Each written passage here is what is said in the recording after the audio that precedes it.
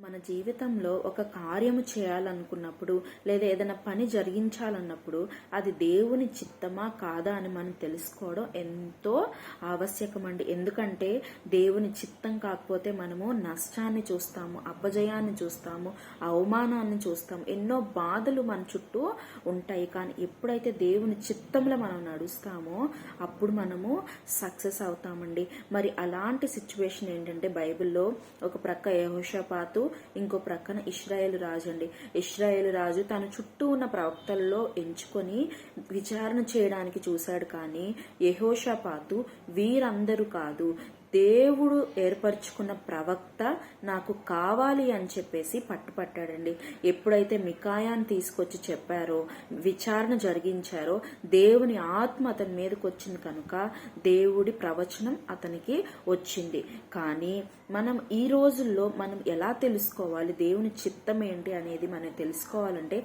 ఆయన దగ్గర విచారణ చేయాలండి. మనకు మనసుకు నచ్చినట్లు పోతే అది దేవుని చిత్తము కాదు.